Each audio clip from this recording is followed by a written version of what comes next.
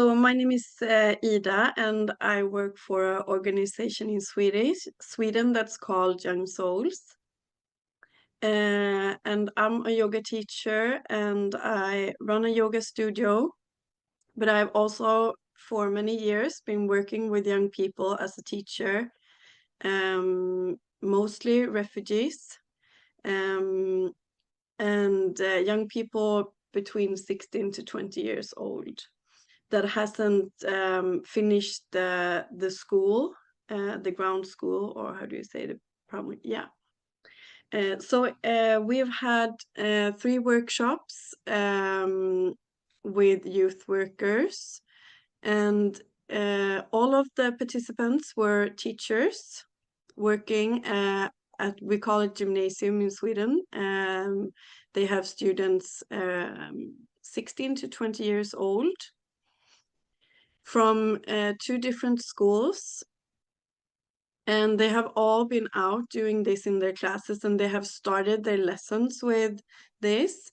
But what, like at the first workshop, that it was so clear that a lot of this work also was about the teachers, like their own self-cares, and they really many of them left with a feeling that it has to start with us.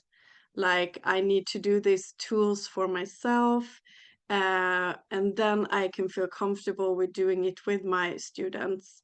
And also, a lot of them, they were talking about, like, if I come into the classroom stressed, then it will be a stressy environment for the young people also. So there was like 2 different but they are together. It was like 2 different tracks. Like, one track is that I need to take care of myself so I can stand in the classroom being calm, and then there was another track with how can I give this to my students.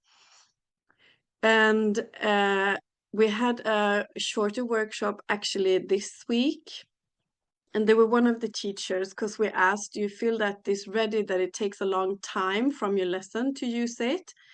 And she says no. She directly said no. To do the breathing exercise takes me 1 minute of the class, of the lesson, and that gives me more time to do the other things, because the students, they calm down and get focused so quick when we do the breathing exercise. And it was also quite interested, because she always, not always, but often, she used the breathing where we slow down the nervous system to like you make the exhale longer, so you come to the peace and calm system. So that's what she used with her students, because she know it works with them, and now the students knows, okay, this is what we do. And then we had another teacher.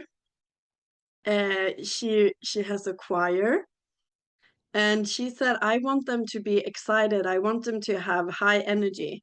So she said, I start with the happy Buddha, the exercise, the breathing exercise where you get more energy, because I don't want them to be calm. I want them to have energy in the lesson. Like, I want it to be much energy in the room. So I also think that's very interesting, like like the teachers really explored in the classroom, okay, what kind of state do I want my students in? Like, do I want them to be calm, or do I actually want them to have a lot of energy? So that was very clear in the workshops, that the teachers, they had used it very, like, not very different, but they had taken the tools from Ready that worked for that specific class or that specific subject. But we could also see that it was a little bit like the teachers that really, like, this is how I start my lesson, and they really owned it. Actually, they was like, this is how I start my lessons, and this is how we do it. And then we had some teachers, they were a little bit more, I'm not sure if I can use this. I'm not sure how will the students react. So I actually think that the thing that made difference was when the teacher actually just did it and just owned it and didn't stop, even though, you know, some students, and that's how it is. I've been working with yoga in schools for many years. It's not like they buy it from the beginning, and some of them, they are like, oh, this is like, well, what are we doing now? So it needs to be that the teacher really, or the young, the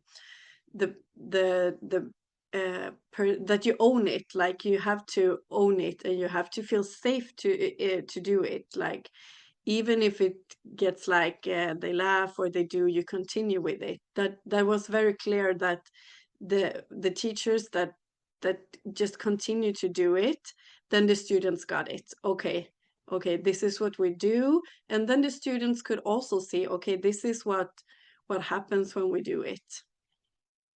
um and also, there was like, in yeah, like in the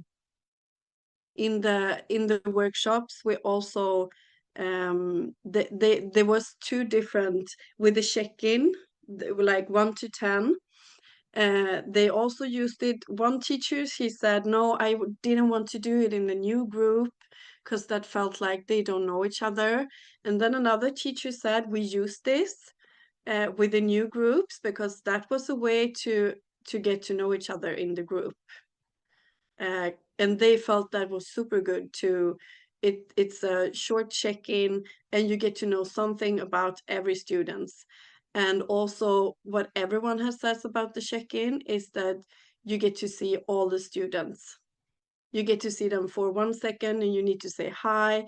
And also, one teacher said, okay, this was a super good thing to see, if, because I had some students that always said he was a 2 or a 3 at the check-in. So then that made me feel, okay, I need to take a chat with this student. So that's like, a ground for working with the health. You do it in group, and then you can take out students like, okay, I see you're a 2 every day now for 2 weeks. How are you feeling? Like, what can we do for you? So yeah, I think my time is finished.